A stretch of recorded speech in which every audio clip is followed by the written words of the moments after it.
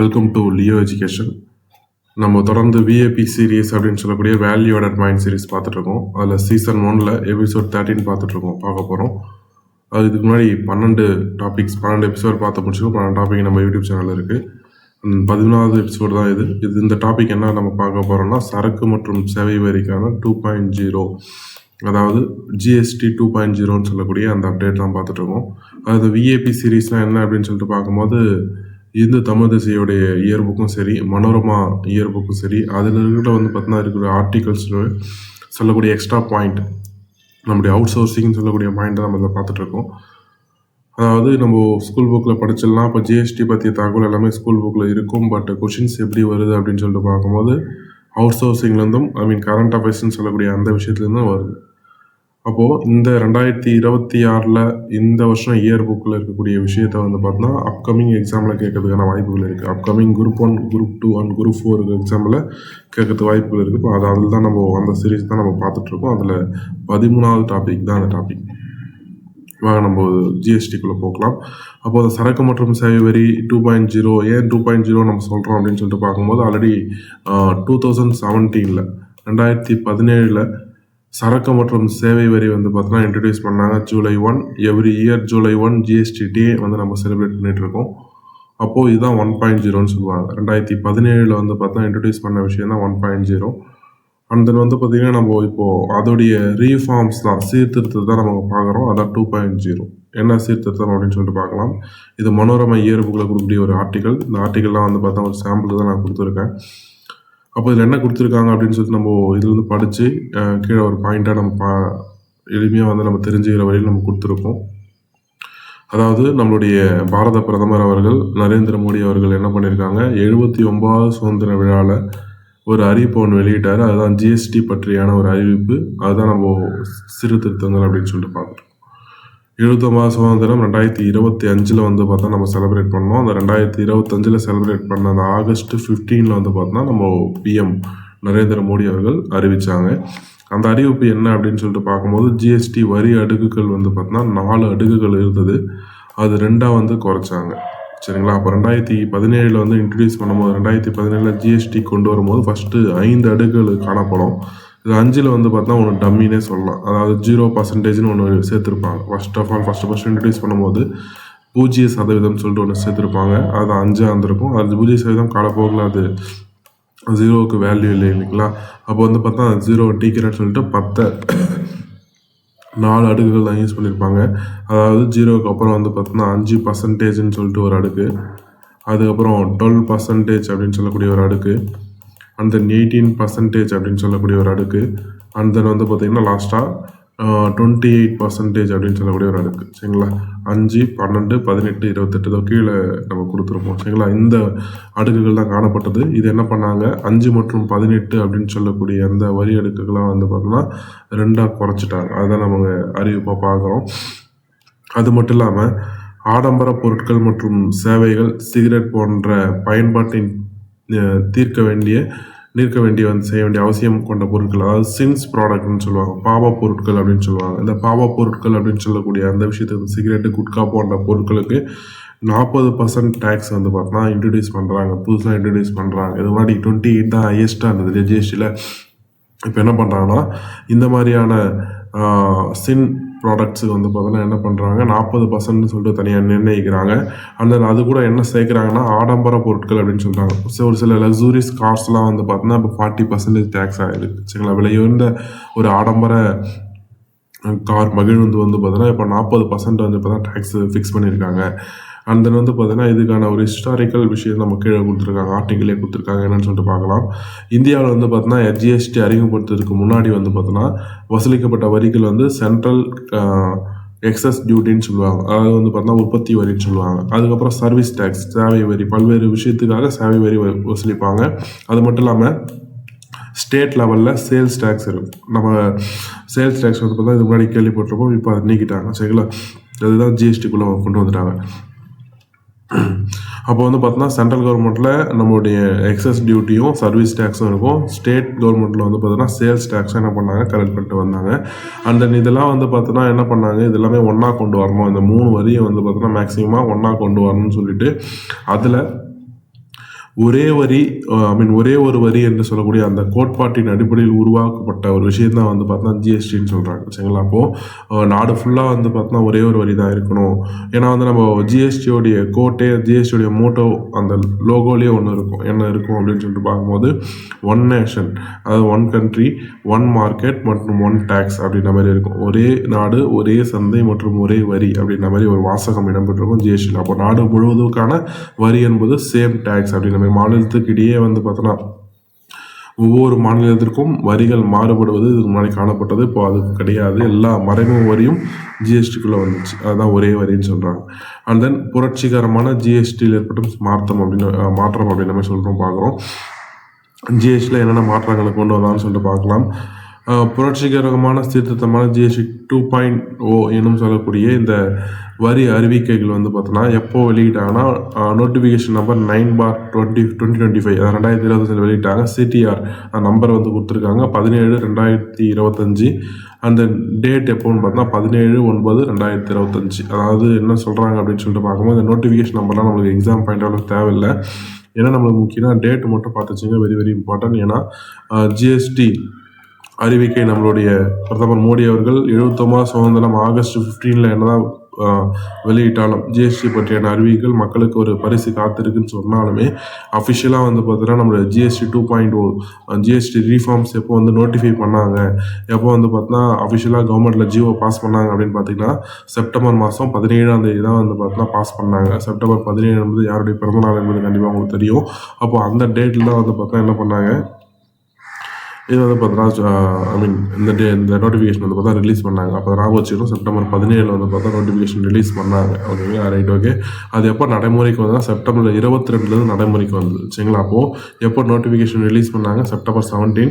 எப்போ வந்து அது இம்ப்ளிமெண்டேஷன் ஆச்சு அப்படின்னு சொல்லிட்டு பார்க்கும்போது செப்டம்பர் 22 வந்து பார்த்தீங்கன்னா ஜிஎஸ்டியில் வந்து பார்த்தா இம்ப்ளிமெண்டேஷன் ஆச்சு. இது 2 டேட் முக்கியம்.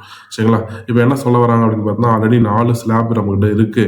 5%, 12%, 18%, 28% சொல்லக்கூடிய 4 ஸ்லாபான டாக்ஸஸ் இருக்குது. அது 2 ஸ்லாப் வந்து பார்த்தா நாங்கள் நீக்கிறோம். தட் மீன்ஸ் வந்து பார்த்தோன்னா என்ன சொல்கிறாங்க 12 நீக்கிறோம். அந்த வந்து பார்த்தோன்னா என்ன சொல்கிறாங்க 28 நீக்கிறோம். மிச்சம் என்ன இருக்குது 5 இருக்குது, 18 இருக்குது அப்படின்னு சொல்கிறாங்க. அப்போது இதுக்கப்புறம்லாம் இப்போ நம்ம வந்து ஜிஎஸ்டி கட்டிட்டு வந்து பார்த்தா என்ன சொல்கிறாங்க 5%, 18% தான் இருக்குது அப்படின்னு சொல்கிறாங்க. இதில் வந்து 12 மற்றும் 28 நீக்கிட்டாங்க. சரிங்களா? ரைட். ஓகே. அடுத்தது இப்போ இதில் வேறு என்ன பண்ணுறாங்க அப்படின்னு சொல்லிட்டு பார்க்கும்போது வந்து பார்த்திங்கன்னா இந்த 12 இருக்கக்கூடிய பொருட்கள் எல்லாமே 5க்குள்ளே சேர்க்குறாங்க. இந்த 28 இருக்கக்கூடிய பொருட்கள் எல்லாமே 18க்குள்ளே சேர்க்குறாங்க. இதில் ஒரு சில பொருட்கள் வந்து பார்த்தா வரி விலகம் கொடுக்குறாங்க. சொல்கிறது புரியுதுங்களா? அப்போது 12, 28 நீக்கிட்டாங்க. அப்போ அதில் இருக்கக்கூடிய பொருட்கள் என்ன பண்ணாங்கன்னா 12 வந்து பார்த்தா இருக்கக்கூடிய பொருட்கள் 5லையும் 28 இருக்கக்கூடிய பொருட்கள் 18லையும் சேர்த்துட்டாங்க. இதில் 12 மற்றும் 28 மட்டும் இல்லாமல் ஓவராலாக ஒரு சில பொருட்களுக்கு வந்து பார்த்தா என்ன பண்ணுறாங்க வரியிலிருந்தும் விலக்களிக்கப்படுது. அதான் அந்த பாயிண்ட் நம்ம கொடுத்துருக்காங்க. என்ன கொடுத்துருக்காங்கன்னா இதுவரையில் இந்த வரி அடுக்குகள் இடம்பெற்றிருந்த பல்வேறு உற்பத்தி பொருட்கள் மற்றும் சேவைகள் முறையே 5 மற்றும் 18 வந்து பார்த்தா என்ன பண்ணாங்க கொண்டு செல்லப்பட்டுள்ளது. அது மட்டும் இல்லாமல் முற்றிலுமாக வரி அடுக்கிலிருந்து விலக்கும் பெற்றிருக்கு அப்படின்னு சொல்கிறாங்க. அப்போது ட்ரான்ஸ்ஃபரும் பண்ணிட்டாங்க. சேம் டைம் வந்து பார்த்தா அது ஒரு சில வரிகள் வந்து எக்ஸ்டென்ஷனும் கொடுத்துருக்காங்க, வரி விலக்கும் கொடுத்துருக்காங்க. சரிங்களா? ரைட். ஓகே. இதுதான் வந்து பார்த்தா புதிய ஜிஎஸ்டி அப்படின்னு நம்ம பார்க்குறோம். ஆனால் இந்தியாவில் ஜிஎஸ்டி அப்படின்னு சொல்லிட்டு கொடுத்துருக்காங்க. இந்தியாவில் ஜிஎஸ்டி எப்போ வந்தது அப்படின்னு பார்த்தா 2017 ஜூலை 1 முன்னாடி பார்த்தோம். ஜூலை 1 வந்து பார்த்தோன்னா எவ்ரி இயர் வந்து நம்ம என்ன பண்ணோம்னா ஜிஎஸ்டி டே, சரக்கு மற்றும் சேவை வரி நாள் அப்படின்ற மாதிரி கொண்டாடுறோம். அதுக்கான காரணம் அன்றைக்கி தான் வந்து பார்த்தா இந்த நடைமுறைக்கே வந்தது. சரிங்களா? ரைட். ஓகே. அண்ட் தென் வந்து பார்த்தோன்னா இது என்ன எப்போ சட்டமன்றத்தில் ஒரு சட்டமாக தான் இது வந்து ஜிஎஸ்டி வந்து பார்த்தோன்னா கான்ஸ்டியூஷனில் சொல்லப்பட்ட ஒரு விஷயம் கிடையாது. வரியை பற்றி கான்ஸ்டியூஷன் சொல்கிறாங்க, பட் ஜிஎஸ்டி பற்றி கான்ஸ்டியூஷன் சொல்லலை. அப்போது என்ன பண்ணுறாங்க அப்படின்னு பார்த்தா ஒரு சட்டத்தின் மூலமாக இது வந்து என்ன சொன்னாங்க கான்ஸ்டியூஷனில் சேர்க்கப்பட்ட ஒரு அமைப்பு தான் வந்து பார்த்தா ஜிஎஸ்டி அப்படின்னு சொல்லலாம், நம்ம பார்க்கலாம். ஓகேங்க? ரைட். ஓகேங்களா? அப்போ வந்து பார்த்தா ஒரு சட்டம் கொண்டு வராங்க. அந்த சட்டம் தான் என்ன அப்படின்னு சொல்லிட்டு பார்க்கும்போது இதுக்கான மசோதா 122வது மசோதாவாக நம்மளுடைய இந்திய பாராளுமன்றத்தில் அறிமுகம் செய்யப்படுகிறது. 122வது மசோதா.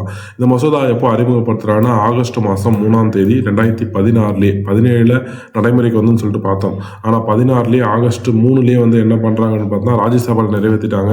அது மட்டும் இல்லாமல் ஆகஸ்ட் 8ஆம் தேதி என்ன பண்ணாங்க லோக்சபாலையும் இதை பாஸ் பண்ணிட்டாங்க. பாஸ் பண்ணதுக்கப்புறம் என்ன பண்ணுறாங்கன்னா இது வந்து ஒரு மத்திய அரசு சார்ந்த விவகாரம் இருந்தாலும் இது முழுக்க முழுக்க யார் சம்மந்தப்பட்டது அப்படின்னு பார்த்தீங்கன்னா மாநிலத்தை சம்மந்தப்பட்டது, மாநில நிர்வாகத்தை சம்மந்தப்பட்டது, மாநில வணிகத்தை சம்மந்தப்பட்டது. அப்போது இந்த ஒரு மசோதாவிற்கு மத்திய அரசு மட்டும் ஒப்புதல் அளித்தால் போதாது, கண்டிப்பாக மாநில அரசுகளுமே வந்து பார்த்தோன்னா ஒப்புதல் அளிக்கணும். அது எப்படி நடக்கணும் அப்படின்னு சொல்லிட்டு பார்க்கும்போது இந்த அமெண்ட்மெண்ட் ஆர்டிகல் 368 படி, அதாவது விதி 368 படி மத்திய அரசுடைய 2 அவைகளிலும், மத்திய பாராளுமன்றத்துடைய 2 அவைகளிலும் வந்து பார்த்தா நிறைவேற்ற வேண்டும். சேம் டைம் ஸ்பெஷல் மெஜாரிட்டி, சிறப்பு பெரும்பான்மை நிறைவேற்றிருக்கணும். நெக்ஸ்ட் வந்து என்ன சொல்கிறாங்க அப்படின்னு பார்க்கும்போது பாதிக்கும் மேற்பட்ட மாநிலத்தில் வந்து பார்த்தோன்னா இது என்ன பண்ணியிருக்கணும் அப்படின்னு பார்க்கும்போது நிறைவேற்றி இருக்கணும். அப்போ வந்து லோக்சபா மற்றும் ராஜ்யசபா மட்டும் இது நிறைவேற்றினா போதாது. இதில் ஆல்சோ யார் இன்க்ளூட் ஆகிருக்காங்கன்னா ஸ்டேட்ஸும் வந்து பார்த்தோன்னா இன்க்ளூட் ஆகிருக்காங்க. அப்போது மோர் தென் ஆஃப்னே சொல்லலாம், பாதிக்கும் மேற்பட்ட மாநிலங்கள் வந்து பார்த்தா இது இசைவு தெரிவித்தால் தான் வந்து பார்த்தா சட்டமாகவே என்ன பண்ண முடியும், கொண்டு வர முடியும். அப்போது 2016 ஆகஸ்ட் 3 மற்றும் ஆகஸ்ட் 8 நிறைவேற்றினாலும் அதுக்கப்புறம் வந்து பார்த்தா ஸ்டேட்டோடைய சுற்றுல விடுறாங்க, மாநிலங்களின் சுற்றுக்கு இது விடப்படுகிறது. அப்போது மாநிலத்தில் 15க்கும் மேற்பட்ட மாநிலங்கள் வந்து பார்த்தா ஜிஎஸ்டி பில்லை பாஸ் பண்ணுறாங்க. இந்தியாவில் வந்து பார்த்தோன்னா 15க்கும் மேற்பட்ட மாநிலங்கள் வந்து இதை வந்து நிறைவேற்றுறாங்க. அப்போ பாதிக்கும் மேற்பட்ட மாநிலங்கள் நிறைவேற்றதான கணக்கு காட்டப்படுது. நெக்ஸ்ட் வந்து பார்த்தோன்னா செப்டம்பர் மாதம், அதாவது 2016 செப்டம்பர் 8ஆம் தேதி என்ன பண்ணாங்கன்னா குடியரசுத் தலைவர் வந்து பார்த்தா ஜிஎஸ்டிக்கு ஒப்புதல் கொடுக்குறாங்க. அப்போது ஜிஎஸ்டியோட ஒப்புதல் கொடுத்தப்பட்ட பிறகு 122வது மசோதா என்னவா மாறுது அப்படின்னு பார்த்தீங்கன்னா 101வது திருத்தமாக மாறுது. அது 101வது திருத்த சட்டம் அப்படின்னு சொல்லக்கூடிய அரசியலமைப்பில் புதுசாக ஒரு சட்டம் சேர்க்குறாங்க. அப்போது இந்த ஜிஎஸ்டி வந்து பார்த்தோன்னா இந்த ஒரு சட்டத்தின்படி, ஜிஎஸ்டியோட சட்டத்தின்படி இது என்னவாகுது, கான்ஸ்டியூஷன் பாடியாக மாறுது. அதாவது அரசியலமைப்பு சார்ந்த ஒரு அமைப்பாக மாறுது. அதுதான் வந்து இந்த விஷயம். அப்போ 122வது, அப்போ நம்மளுக்கு எல்லாமே தெரிஞ்சது தான், ஒரு மசோதா ஒரு சட்டமாக மாறணும் அப்படின்னு பார்க்கும்போது நம்முடைய குடியரசுடைய ஒப்புதல் கண்டிப்பாக வேணும். அப்போ வந்து பார்த்தோன்னா இந்த இடத்துல 101வது சட்ட திருத்தம் மாறத்துக்கு குடியரசு ஒப்புதல் வழங்கிய நாள் வந்து பார்த்தோன்னா செப்டம்பர் மாதம் 8ஆம் தேதி 2016. சரிங்களா, ரைட், ஓகே. இந்த திருத்தத்தை அடுத்து ஜிஎஸ்டி தொடர்பான ஜிஎஸ்டி தொடர்பான இந்திய அரசியலமைப்பு சட்டத்தில் வந்து பார்த்தோன்னா இணைக்கப்பட்ட பிரிவு என்ன அப்படின்னு பார்க்கும்போது 246A, அதாவது வந்து பார்த்தா 246 ஏன்னு சொல்லக்கூடிய ஒரு புதிய ஆர்டிக்கிளை வந்து பார்த்தா சேர்க்குறாங்க பை த 101 அமெண்ட்மெண்ட் ஆக்ட் 2016. ஓகேங்களா. அப்போ 101வது சட்ட திருத்தம் கொண்டு வரப்பட்ட ஆண்டுமே நம்ம கேட்கலாம். 2016 கொண்டு வரப்பட்ட ஆண்டு 101வது சட்டம் 2016 படி 246A சேர்க்கப்பட்டது. ஓகேங்களா, ரைட், ஓகே. இப்போது இது வந்து ரீசெண்ட் டைமில் நான் பார்க்குறோம் 2016-17. ஆனால் இதுக்கு மேலே ஜிஎஸ்டி இந்தியாவில் கொண்டு வரக்கான முயற்சிகள் நடைபெற்றதானா, கண்டிப்பாக நடைபெற்றது. 2017 தான் அது இம்ப்ளிமெண்ட் பண்ணாலுமே இதுக்கு முன்னாடி ஜிஎஸ்டி கொண்டு வருவதற்கான முயற்சிகள் நடைபெற்றது. அந்த முயற்சிகள் தான் என்ன அப்படின்னு பார்க்கும்போது ஜிஎஸ்டியோடைய துவக்கம் அப்படின்னு சொல்லிட்டு பார்க்கலாம். முன்னாள் பிரதமர் அவர்கள், நம்முடைய அடல் பிகாரி வாஜ்பாய் அவர்கள் என்ன பண்ணுறாங்க அப்படின்னு பார்த்தோம்னா 1990s அதுக்கான ஒரு முன்னெடுப்புகள் வந்து பார்த்தீங்கன்னா கொண்டு வராங்க. அப்போ என்ன சொல்ல வராங்க அப்படின்னு சொல்லிட்டு பார்க்கும்போது 1990ஆம் ஆண்டு அடல் பிகாரி வாஜ்பாய் அவர்கள் பொருளாதார ஆலோசனை குழுவுடன் நடத்திய சர்ச்சைகளே வந்து பார்த்தீங்கன்னா இந்தியாவில் சரக்கு மற்றும் சேவை வருவதற்கான சீர்திருத்தம் கொண்டுவதற்கான ஒரு துவக்கமாக காணப்பட்டது. அப்பயே வந்து பார்த்தா ஜிஎஸ்டி பற்றி பேசியிருக்காரு. அதாவது பொருளாதார ஆலோசனை குழுவுடன் ஒரு பேச்சு பேசியிருக்காரு. என்ன அப்படின்னு சொல்லிட்டு பார்க்கும்போது நம்ம ஜிஎஸ்டி பற்றியான ஒரு விவாதம் அங்கே நடந்திருக்கு. அந்த விவாதம் தான் வந்து பார்த்தா தொடக்க புள்ளி, ஸ்டார்டிங் பாயிண்ட்னே சொல்கிறாங்க. அப்போ வாஜ்பாய் தான் இங்கே என்ன பண்ணாங்க, ஒரு ஸ்டார்டிங் பாயிண்ட்டாக இருக்கார், ஒரு பயோனியராக இருக்கார். அதுக்கப்புறம் வந்து பார்த்தோன்னா வாஜ்பாய் வந்து பார்த்தோன்னா பிரதமராக இருக்கும்போது என்ன ஆகுதுன்னு பார்த்தோன்னா அசீம்தாஸ் குப்தா வந்து குழு அமைக்கப்படுது. ஜிஎஸ்டி தொடர்பான ஒரு முதல் குழுன்னே சொல்லலாம். அப்போது இவர் யார், அசீம்தாஸ் குப்தா யாருன்னு பார்த்தோன்னா வங்காளத்தை சார்ந்த ஒரு நிதி அமைச்சர். வெஸ்ட் பெங்கால் இருக்குது பார்த்தீங்களா, அந்த வெஸ்ட் பெங்கால் ஸ்டேட்டோடைய ஒரு நிதி அமைச்சர். அது மட்டும் இல்லாமல் எக்கனாமிக்ஸ்டாக இருக்கார், பொருளாதார நிபுணராக இருக்கார். அதுதான் வந்து பார்த்தீங்கன்னா குழுவோட தலைவராக நியமிக்கிறாங்க. தலைமையில குழு வந்து 2000ஆம் ஆண்டு நியமிக்கப்படுது நம்மளுடைய அடல் பிகாரி வாஜ்பாய் கவர்மெண்ட்டில். ஓகேங்களா. ஜிஎஸ்டி குழு வந்து பார்த்தோன்னா வாஜ்பாய் அரசால் நியமிக்கப்பட்டது அப்படின்னு சொல்லிட்டு பார்க்குறோம். ஃபர்ஸ்ட் கமிட்டி அசீம்தாஸ் குப்தா கமிட்டி ஞாபகம் வச்சுங்க. வருஷம் 2000 வெரி வெரி இம்பார்ட்டன்ட் அப்படின்னு சொல்லலாம். இவர் யாருன்னா வங்காள நிதி அமைச்சர். அதுக்கப்புறம் வேட், வேல்யூ ஆடட் டேக்ஸ் அப்படின்னு சொல்லிட்டு பார்க்குறோம். வேல்யூ ஆடட் டேக்ஸ் தத்துவத்தை அடிப்படையாக கொண்ட ஜிஎஸ்டி அமைப்பை ஏற்றுக்கொள்ள வேண்டும் என்று சிபாரிசு செய்தது விஜய் கேல்கர் தலைமையிலான குழு. இப்போ 2000 அசீம்தாஸ் குப்தா குழு அமைக்கிறாங்க இல்லைங்களா. அதுக்கப்புறம் 2002 வந்து பார்த்தா விஜய் கேல்கர் தலைமையிலான ஒரு குழு அமைப்பாங்க. அகைன் ஜிஎஸ்டி பற்றி தான். இது வந்து என்ன சொல்லுதுன்னு பார்த்தீங்கன்னா வேல்யூ ஆடட் டேக்ஸ் இருக்கு இல்லைங்களா, அதோடைய அடிப்படையை கொண்டு ஒரு ஜிஎஸ்டி அமைப்பை உருவாக்கணும் அப்படின்ற மாதிரி வந்து பார்த்தீங்கன்னா விஜய் கேல்கர் குழு வந்து பார்த்தீங்கன்னா சொல்லுவாங்க. ஃபர்ஸ்ட் அசீம் தாஸ் குப்தா குழு வந்து பார்த்தீங்கன்னா ஜிஎஸ்டி குறித்து ஆய்வதற்கான முதல் குழு. ஆனால் விஜய் கேல்கர் குழு என்ன சொல்லுதுன்னா, வேட் மாதிரி அதை பண்ணுங்க, வேல்யூ ஆடட் டேக்ஸ் மாதிரி அந்த ஜிஎஸ்டி அமைப்பை நம்ம ஏற்றுக்கலாம் அப்படின்னு சொல்லிட்டு விஜய் கேல்கர் குழு வந்து பார்த்தா ரெக்கமெண்டேஷன் கொடுக்குறாங்க. அது 2002 நம்ம சொல்லலாம். அப்போது அசீம் தாஸ் குப்தா 2000, விஜய் கேல்கர் வந்து 2002 அப்படின்னு ஞாபகம் வச்சுக்க போறீங்க. நெக்ஸ்ட் வந்து பார்த்தோம்னா அடுத்த ஒரு கமிட்டி என்ன அப்படின்னு சொல்லிட்டு பார்க்கும்போது, ஒரு கமிட்டின்னு சொல்ல முடியாது, ஒரு தனிநபர்னே சொல்லலாம். ஏன்னா ஒருங்கிணைக்கப்பட்ட வரி அப்படின்னு சொல்லக்கூடிய ஒரு கான்செப்ட், இன்டெகிரேட்டட் டேக்ஸ்ன்னு சொல்லலாம். நம்ம இன்டெகிரேட் ஜிஎஸ்டின்னு பார்க்குறோம் இல்லையா, அது மாதிரி இன்டெகிரேட்டட் டேக்ஸ்ன்னு சொல்லக்கூடிய ஒருங்கிணைக்கப்பட்ட வரி அப்படின்னு சொல்லக்கூடிய அந்த கருத்தை வந்து யார் ஃபஸ்ட்டு சொல்கிறாங்க அப்படின்னு பார்த்தீங்கன்னா, அமரேஷ் பக்ஷின்னு சொல்லக்கூடிய ஒரு நபர் சொல்கிறார். அப்போது இந்தியாவில் ஃபஸ்ட்டு இன்டெகிரேட்டட் டேக்ஸ்ன்னு சொல்லக்கூடிய அந்த ஒரு கருத்தை யார் சொல்கிறாங்கன்னு சொல்லிட்டு கொஷின் கேட்கலாம். அமரேஷ் பக்ஷி சொல்கிறாரு. இவர் யார் அப்படின்னு சொல்லிட்டு பார்க்கும்போது national institute of public finance and பாலிசியோட இயக்குனர், டைரக்டர் ஜெனரலாக இருந்திருக்காங்க. இவர் தான் ஃபர்ஸ்ட் டைம் வந்து பார்த்தா இன்டெகிரேட்டட் டேக்ஸஸ் வந்து சொல்கிறாங்க. எப்போ சொல்கிறாங்கன்னு சொல்கிறப்பாங்க, பக்ஷி வந்து பார்த்தீங்கன்னா 1993 சமர்ப்பித்த அறிக்கையே மதிப்பு கூட்டு வரிக்கு வந்து பார்த்தீங்கன்னா வழிவகுத்தது. அப்போ அந்த டைமில் வந்து சொன்னப்பட்ட விஷயம் தான். இப்போது இந்த கமிட்டிஸ்லாம் அமைக்கிறதுக்கு முன்னாடியே நம்மளுக்கு என்ன பண்ணுறாங்க, வேல்யூ ஆடட் டேக்ஸ்க்கான ஒரு கமிட்டி போடுறாங்க. அந்த கமிட்டியில் வந்து அமரேஷ் பக்ஷி இருக்காரு. அவர் என்ன சொல்கிறாருன்னா, ஒருங்கிணைக்கப்பட்ட வரி வேணும், இந்தியா ஃபுல்லாக இன்டெகிரேட்டட் டேக்ஸ் வேணும் அப்படின்னு வந்து பார்த்தீங்கன்னா அவரோட ரெக்கமெண்டேஷன், ஒரு ப்ரொபோசல் கொடுக்குறாரு. ஓகேங்களா, அதை ப்ரொபோஸ் பண்ணது யாருன்னு பார்த்தீங்கன்னா அந்த ப்ரொபோசல் பை அமரேஷ் பக்ஷி அப்படின்னு சொல்லலாம். அவர் வந்து எப்போ கொடுக்குறாரு, 1993 அந்த அறிக்கையை கொடுத்துறாரு. ஓகேங்களா, அப்போ அதில் தான் வந்து என்ன சொல்கிறாங்கன்னா மதிப்பு கூட்டு வரிக்கு வழிவகுத்தது அப்படின்னு சொல்கிறாங்க. அப்போ அந்த அமரேஷ் பக்ஷியோடைய ரிப்போர்ட் தான் வந்து பார்த்தீங்கன்னா மதிப்பு கூட்டு வரிக்கே ஒரு பேஸ் அப்படின்னு நம்ம சொல்கிறாங்க. ஓகேங்களா, 3 நபரை பார்த்துருக்கோம். ஒன்று அசீம் தாஸ் குப்தா, 2வது விஜய் கேல்கர், 3வது வந்து பார்த்தீங்கன்னா அமரேஷ் பக்ஷி அப்படின்னு சொல்லக்கூடிய ஒரு நபர். இந்த அமரேஷ் பக்ஷி தான் இன்டெகிரேட்டட் டேக்ஸ்ன்னு சொல்லக்கூடிய அந்த டேக்ஸ் வந்து பார்த்தீங்கன்னா ஃபஸ்ட்டு என்ன பண்ணுறது, ப்ரொப்போஸ் பண்ணார். அந்த ஒரு சொல்லையே வந்து பார்த்தீங்கன்னா ப்ரொப்போஸ் பண்ணார் இந்திய வரி கட்டமைப்பில். சரிங்களா, ரைட், ஓகே. நெக்ஸ்ட் வந்து இதுதான் பேக் ஸ்டோரி அப்படின்னு சொல்லிட்டு நம்ம பார்க்கலாம். இந்தியாவோட ஜிஎஸ்டி எப்போ உருவாச்சு, அதுக்கப்புறம் ஜிஎஸ்டியோட துவக்கம் அப்படின்னு சொல்லிட்டு பார்க்குறோம். நெக்ஸ்ட் வந்து பார்த்தா ஜிஎஸ்டி கவுன்சிலை பற்றி பார்க்கலாம். ஜிஎஸ்டி கவுன்சில் அப்படின்னு சொல்லிட்டு பார்க்கும்போது நம்ம என்ன அப்படின்னா, இதில் வந்து மத்திய மற்றும் மாநில அரசு பிரதிநிதிகள் அடங்கியது ஜிஎஸ்டி கவுன்சில் அப்படின்னு சொல்லுவாங்க. சரிங்களா, மத்திய மற்றும் மாநில அரசுடைய பிரதிநிதிகள் அடங்கியது ஜிஎஸ்டி கவுன்சில். இப்போ ஃபஸ்ட்டு எப்போ ஜிஎஸ்டி கவுன்சில் செயல்பட தொடங்குச்சுன்னா செப்டம்பர் 12, 2016. ஓகேங்களா, 2016 செப்டம்பர் 12 வந்து பார்த்தா ஜிஎஸ்டி கவுன்சில் செயல்பட தொடங்கியது. அப்போது ஜிஎஸ்டி கவுன்சில் எப்போ ஸ்டார்ட் ஆச்சுன்னு கேட்கலாம். 2016 செப்டம்பர் 12. சரிங்களா, செப்டம்பர் 8ஆம் தேதி வந்து பார்த்தா நம்ம குடியரசில் ஒப்புதல் கொடுத்துருப்பாங்களா, அது 4 நாள் கழிச்சு வந்து பார்த்தா ஜிஎஸ்டி கவுன்சில் ஸ்டார்ட் பண்ணிட்டாங்க. ஏன்னா ஜிஎஸ்டி கவுன்சில் அமைக்கிறது வந்து நம்ம பிரசிடென்ட் தான் அமைப்பாங்க.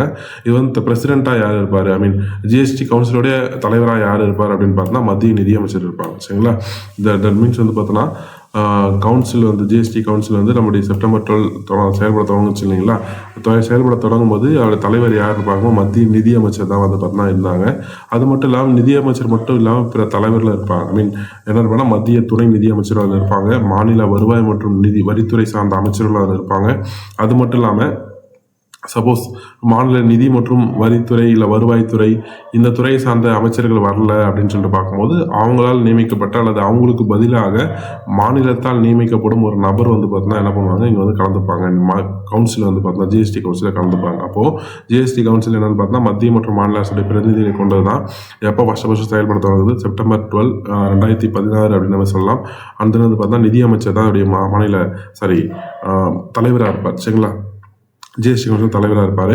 மற்றும் மாநிலத்தை சார்ந்த வருவாய்த்துறை, நிதித்துறை மற்றும் என்ன சொல்லலாம் வரித்துறை சார்ந்த அமைச்சர்கள் வந்து பங்கேற்கலாங்க. அப்படி இல்லைன்னா அவங்களுக்கு பதிலாக யாருன்னா ஒருத்தர் பங்கேற்பாங்க. சரிங்களா, ரைட், ஓகே.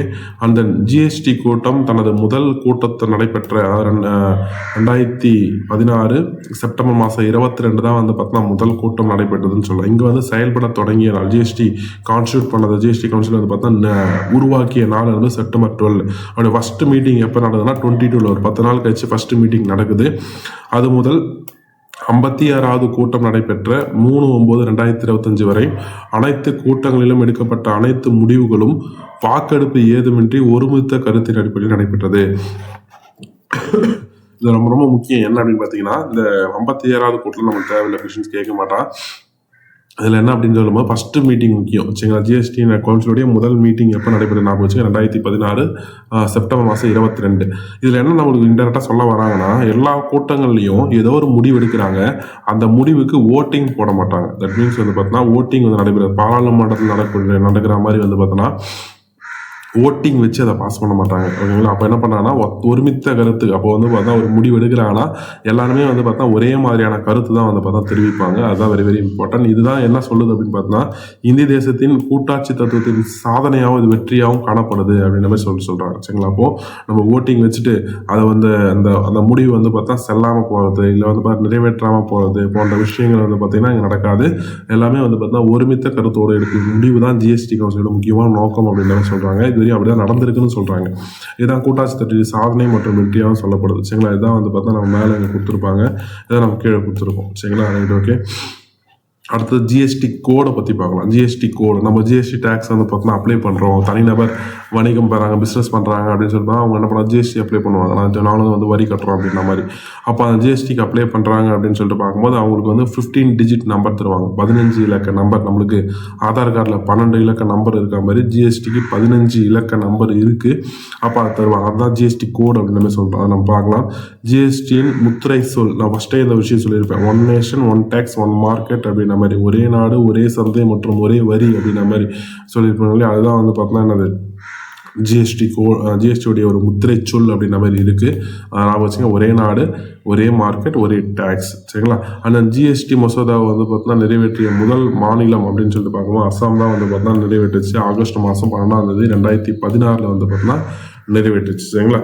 ஜிஎஸ்டி வந்து பார்த்தோன்னா என்ன பண்ணாங்க, அங்கே 2016 ஆகஸ்ட் 12 வந்து பார்த்தோன்னா அஸ்ஸாம் மாநிலம் வந்து பார்த்தா ஃபஸ்ட்டு அப்போது எந்த மாநிலம் வந்து பார்த்தா ஃபஸ்ட்டு ஜிஎஸ்டி வந்து பார்த்தா நிறைவேற்றலாம்னு சொல்லிட்டு கேட்கலாம். அஸ்ஸாம். இந்த இடத்துல உங்களுக்கான கொஷின் என்னென்னு பார்த்தீங்கன்னா ஜிஎஸ்டி அறிமுகப்படுத்திய தமிழ்நாடு வந்து பார்த்தோன்னா எத்தனாவது மாநிலம் மற்றும் டேட் சரிங்களா. அப்போது தமிழ்நாடு என்னைக்கு ஜிஎஸ்டி வந்து பார்த்தா அறிமுகப்படுத்த சட்டத்தை வந்து பார்த்தா நிறைவேற்றுச்சு மற்றும் எத்தனாவது மாநிலம் மட்டும் கமெண்ட் பண்ணுங்கள். அந்த நெக்ஸ்ட் நம்ம போகலாம். அப்போது ஜிஎஸ்டி போர்ட்டெல்லாம் பதிவு செய்யணும்னா என்ன பண்ணுவாங்க, 15 இலக்க கொண்ட தான் ஒரு எண்ணை கொடுப்பாங்க. 15 டிஜிட் நம்பர் வந்து பார்த்தா கொடுப்பாங்க. இதில் ஃபஸ்ட்டு 2 டிஜிட் வந்து பார்த்தா ஸ்டேட் கோடும் சொல்லுவோம். இப்போ 15 இலக்கம் இருக்குன்னா ஃபஸ்ட்டு 2 இலக்கம் இருக்குது பார்த்தீங்களா, அந்த 2 இலக்கம் ஸ்டேட் கோடை பற்றி சொல்லும் சரிங்களா. இந்த இலக்கம் ஆரம்பிச்சதுனாவே என்னது இந்த ஸ்டேட் சம்மந்தமானது. ஃபார் எக்ஸாம்பிள் 01ன்னு ஆரம்பிக்கலாம், இல்லை 11ன்னு ஆரம்பிக்கலாம், இல்லை வந்து பார்த்தோன்னா 22ன்னு ஆரம்பிக்கலாம். அப்போ 01ன்னு ஆரம்பித்தா டெல்லி, 11ன்னு ஆரம்பித்தா அருணாச்சல பிரதேசம், 22ன்னு ஆரம்பித்தா ஆந்திர பிரதேசம் அப்படின்னு சொல்லக்கூடிய ஒரு ஸ்டேட்டை குறிக்கும். அப்போ 15 டிஜிட்டில் ஃபஸ்ட்டு 2 டிஜிட் வந்து பார்த்தீங்கன்னா நம்மளுடைய ஸ்டேட்டை பற்றி. அப்போ நம்ம தமிழ்நாட்டிற்கான ஜிஎஸ்டி கோடு வந்து பார்த்தா கொடுத்துருக்காங்க 33.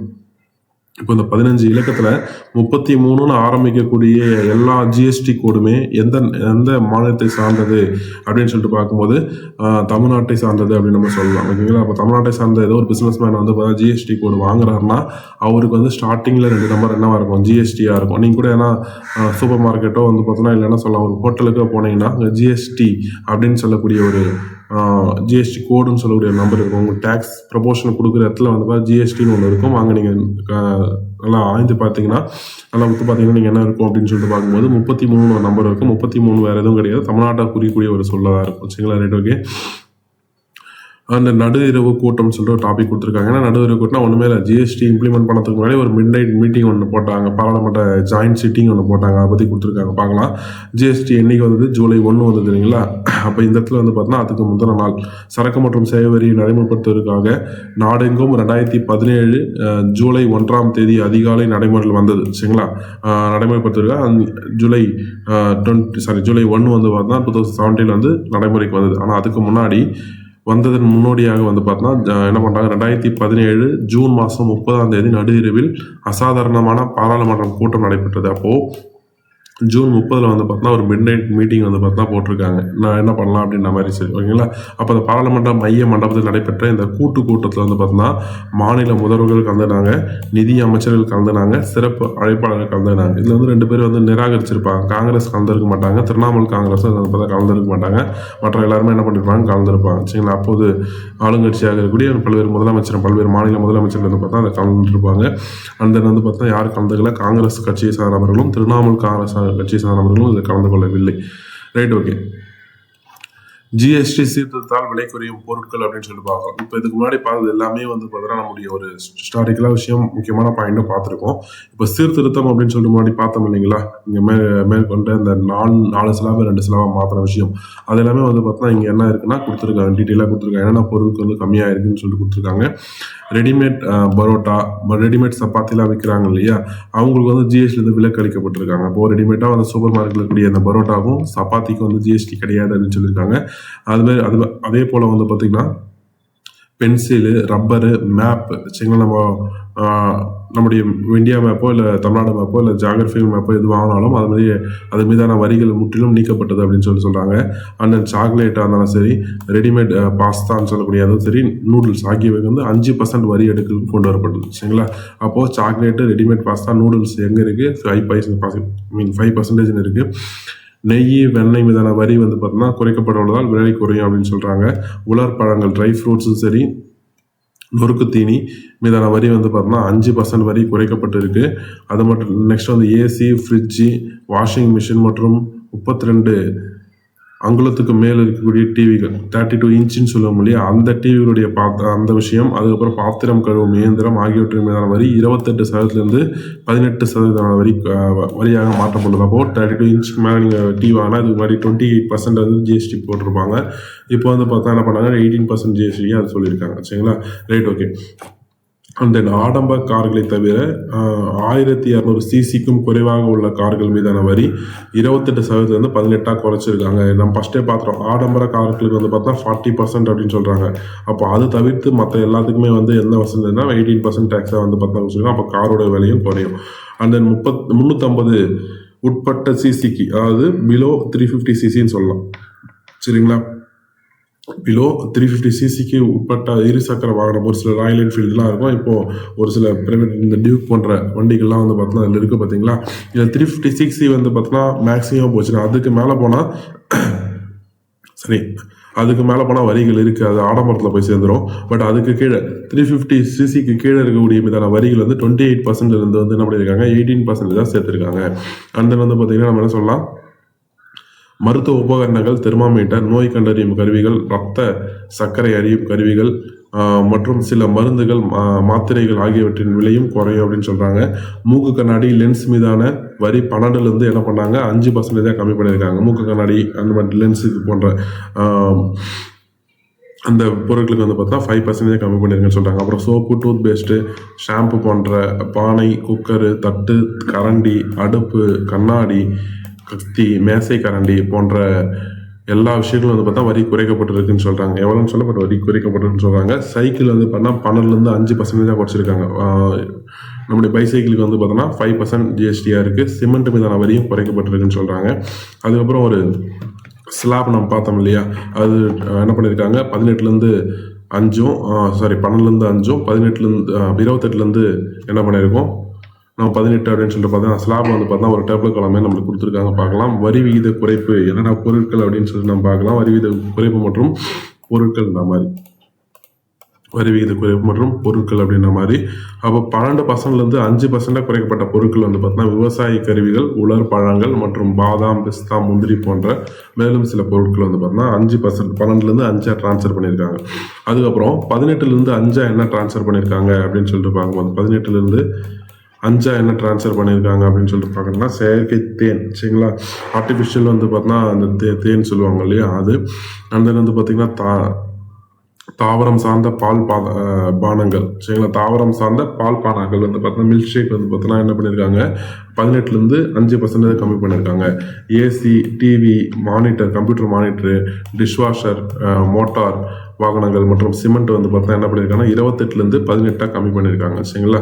அடுத்தது 18லேருந்து முழு விலக்கு அளிக்கப்படும் தனிநபர் மற்றும் குடும்பத்துக்கான சுகாதார காப்பீடு. அப்போது இண்டிவிஜுவல் அண்டு வந்து பார்த்தோன்னா ஃபேமிலி இன்சூரன்ஸ்னு சொல்லுவாங்க. இண்டிவிஜுவல் அண்டு ஃபேமிலி இன்சூரன்ஸ் சொல்லுவாங்க. இது வந்து பார்த்தோன்னா அதுக்கு முன்னாடி 18% வச்சுருந்தாங்க. பட் இப்போ என்ன பண்ணுறாங்கன்னா 0% ஆகிட்டாங்க. முழு விலக்கு அளிக்கப்பட்டதுலாம் 0%. இப்போ இது கிடையாது, இது வந்து ஜிஎஸ்டி கிடையாது. அது மட்டும் இல்லாமல் 28% ப்ளஸ் செஸ்ஸிலிருந்து 40% நம்ம சொன்னோம் பார்த்தீங்களா, 40% இன்க்ரீஸ் பண்ணாங்க. 28லேருந்து வந்து பார்த்தோன்னா என்ன பண்ணியிருக்காங்க, 40 மாற்றின ஒரு விஷயம் வந்து பார்த்தா குறிப்பிட்ட சில மோட்டார் வாகனங்கள். அதுதான் நம்ம பார்த்தது வந்து பார்த்தோன்னா நம்ம ஆடம்பர கார்கள் அப்படின்னு சொல்லிட்டு ஒரு சில விஷயம் பார்த்தோம் பார்த்தீங்களா, அதுதான் வந்து இதுக்குள்ளே வரும், இந்த 40% டேக்ஸில் வரும். சரிங்களா, ரைட், ஓகே.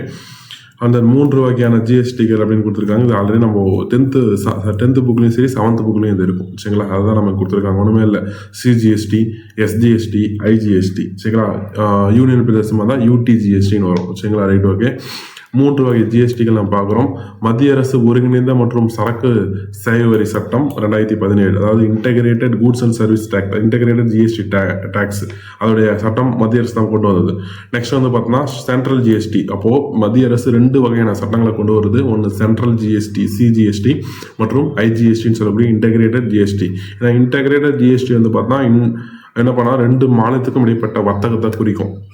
அப்போது 2 மாநிலமும் தனித்தனியாக அது சட்டம் இயற்ற முடியாது. மத்திய அரசே ஒரு பொதுவாக ஒரு சட்டம் இயற்றிச்சு, அது ஐஜிஎஸ்டி. அது மாதிரி என்ன சொல்லலாம், 2017 சொல்லலாம். சிஜிஎஸ்டியுமே 2017 தான்.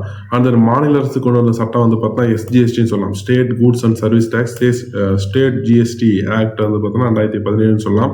அது மாதிரி யூனியன் பிரதேசம் கொண்டு வந்த சட்டம் யூடிஜிஎஸ்டின்னு சொல்லுவாங்க, union territory goods and service ஆக்ட்னு வந்து 2017 அப்படின்னு சொல்லுவாங்க. சரிங்களா, அப்போது இந்த 3 வகையான வந்து பார்த்தோன்னா விஷயங்கள் இருக்குது. அதாவது ஸ்டேட் ஜிஎஸ்டியோ இல்லை யூடிஜிஎஸ்டியோ வந்து பார்த்தா அந்த சார்ந்த வந்து பார்த்தா மாநிலமோ அல்லது யூனியன் பிரதேசமோ வந்து பார்த்தா சட்டத்தை ஏற்றியது. அது மட்டும் இல்லாமல் வந்து பார்த்தா 2வது CGST central GST central government ஏற்றிருந்தாங்க. ஐஜிஎஸ்டியுமே சென்ட்ரல் கவர்மெண்ட் தான் ஏற்றிருந்தாங்க. சரிங்களா, ரைட், ஓகே. அந்த வந்து பார்த்தோன்னா ஒரு மாநிலத்துக்குள் இடம்பெறும் பரிவர்த்தனைகள் சிஜிஎஸ்டி எஸ்ஜிஎஸ்டின்னு சொல்லிட்டு வசூலிப்பாங்க. நம்ம ஹோட்டலில் போய் சாப்பிட்டது கீழே வந்து பார்த்தா பில்லை டிவைட் பண்ணி கொடுத்துருப்பாங்க. சிஜிஎஸ்டி இவ்வளோ, எஸ்ஜிஎஸ்டி இவ்வளோன்னு சொல்லிட்டு பில்லை வந்து டிவைட் பண்ணி கொடுத்துருப்பாங்க. அது வந்து சிஜிஎஸ்டி டைரெக்டாக யாருக்கு போயிடும்னா நம்மளுடைய சென்ட்ரல் கவர்மெண்ட் போயிடும். எஸ்ஜிஎஸ்டி வந்து பார்த்தா ஸ்டேட் கவர்மெண்ட் போயிடும், அவங்களுக்கான பங்கு அப்படின்ற மாதிரி சொல்கிறாங்க. ஓகேங்களா, அதுக்கப்புறம் யூனியன் பிரதேசத்துக்குள்ளே இருந்ததுனா இது வந்து பார்த்தோன்னா ஸ்டேட்டுக்குள்ளே இருந்ததுனா, அப்போ ஸ்டேட்டை தூக்கிட்டு நம்ம யூடியில் சப்போஸ் பாண்டிச்சேரியில் போய் வாங்கினா பாண்டிச்சேரி ஜிஎஸ்டி யாருக்கு போகும், பாண்டிச்சேரி தானே போகும். அப்போ வந்து பார்த்தோன்னா இங்கே பார்த்தீங்கன்னா யூடி ஜிஎஸ்டி என்பது இங்கே ஆட் பண்ணியிருக்காங்க. ஸ்டேட்டுக்கு பதிலாக அங்கே யூடி வருது. அதுக்கு பிறகு வந்து பார்த்தோன்னா வெளிநாட்டு இறக்குமதிகளுக்கும் அல்லது மாநிலத்திற்கு இறக்குமதிகளுக்கும் மாநிலத்திற்கு அல்லது யூனியன் பிரதேசத்திற்கு இடையே நடைபெறும் பரிவர்த்தனை. அப்போ வெளிநாட்டிலேருந்து இறக்குமதி பண்ணுறாங்க ஒரு ஸ்டேட்டில். இப்போ தமிழ்நாட்டில் வெளிநாட்டிலேருந்து இறக்குமதி பண்ணுற பொருளுக்கும் சேம் டைம் வந்து பார்த்தோன்னா ஆந்திராவுக்கும் தமிழ்நாட்டுக்கும் நடக்கக்கூடிய அந்த பரிவர்த்தனை இருக்குது பார்த்தீங்களா, இதுதான் வந்து பார்த்தோன்னா ஐஜிஎஸ்டின்னு சொல்லுவாங்க. என்ன சொல்லலாம், இன்டெகிரேட்டட் ஜிஎஸ்டி அப்படின்னு சொல்லலாம் இல்லையா. நம்மளுடைய 2 ஸ்டேட்டுக்கும் இடையேயான ஜிஎஸ்டி சொல்லுவாங்க. சம்டைம்ஸ் வந்து பார்த்தா சம் பிளேஸில் இன்டர்ஸ்டேட் ஜிஎஸ்டின்னு சொல்லுவாங்க, மாநிலத்துக்கு இடையேயான ஜிஎஸ்டின்னு சொல்லுவாங்க. சரிங்களா, right, okay. And then CGST மற்றும் எஸ்ஜிஎஸ்டி. சிஜிஎஸ்டி வந்து பார்த்தா நம்ம மத்திய அரசுக்கும், எஸ்ஜிஎஸ்டி ஸ்டேட் கவர்மெண்ட்டுக்கும், யூடி எங்கே போகும், யூனியன் பிரதேசத்துக்கும் போகும். அந்த உரிய வருவாய் தான் சொல்கிறாங்க. ஓகேங்களா. அந்த வந்து பார்த்தீங்கன்னா ஐஜிஎஸ்டி வருவாய் வந்து பார்த்தா மத்திய மற்றும் மாநிலம் மற்றும் யூனியன் பிரதேசத்திலேயே பகிர்ந்து கொள்ளப்படுது. அப்போது இந்த 3மே அவங்களுக்கு போயிடும். ஆனால் ஐஜிஎஸ்டி யாருக்கு வந்து பார்த்தா போகும் சார் அப்படின்னு சொல்லிட்டு பார்க்கும்போது மத்திய மாநிலம் மற்றும் யூனியன் பிரதேசத்திலேயே பிரிச்சுப்பாங்க அப்படின்னு சொல்கிறாங்க. ஓகேங்களா. அண்ட் தென் சரக்கு மற்றும் சேவை வரி அமல்படுத்துவதால் மாநிலங்களுக்கு ஏற்படக்கூடிய வரி இழப்பீட்டு ஈடு செய்வதற்காக இழப்பீட்டு வரி, அதாவது வந்து பார்த்தா வரி இழப்பீட்டு வரி வந்து பார்த்தா கொடுக்கணும் அப்படின்னு சொல்லிட்டு ஒரு ரூல் இருக்குது. இப்போது ஜிஎஸ்டி கொண்டு வந்ததுனால மாநில வருவாய் பாதிக்கப்படுதுன்னு சொல்லிட்டு ஒரு சில மாநிலங்கள் சொல்கிறாங்க இல்லையா. அப்போ அவங்களுக்கு வந்து பார்த்தா என்ன பண்ணுறாங்கன்னா இழப்பீட்டு வரின்னு சொல்லிட்டு சொல்கிறாங்க. அதை காம்பன்சேஷன் செஸ் அப்படின்னு நம்ம சொல்லுவாங்க. இந்த காம்பன்சேஷன் செஸ் வந்து பார்த்தோன்னா புகையிலை பொருட்கள் மற்றும் நிலக்கரி, கார்பன் ஏற்றப்பட்ட பானங்கள், மோட்டார் வாகனங்கள் போன்றவற்றின் மீது வசூலிக்கப்படுகிறது. அப்போது அந்த காம்பன்சேஷன் டேக்ஸ் எதில் வசூலிக்கிறாங்க, இங்கே ஜிஎஸ்டி கொண்டதுனால ஒரு ஸ்டேட்டுக்கு வந்து வருமானம் போகுதுன்னா அந்த வருமானத்துக்கான காம்பன்சேஷன் புகையிலை பொருள், நிலக்கரி, கார்பனேற்றப்பட்ட பானங்கள், சரிங்களா, நம்ம கூல்ட்ரிங்க்ஸ் குடியிருக்கணும் இல்லையா, அந்த மாதிரி பானங்கள் ப்ளஸ் மோட்டார் வாகனங்கள் மீது அதை காம்பன்சேட் பண்ணிக்கிறாங்க அப்படின்னு சொல்கிறாங்க. இதுதான் வந்து இப்போ ஜிஎஸ்டியோடைய 3 அடுக்குகள் இருக்குது. இதோட நம்ம ஜிஎஸ்டியோடைய 2.0 பார்த்து முடிச்சிருக்கோம். சரிங்களா.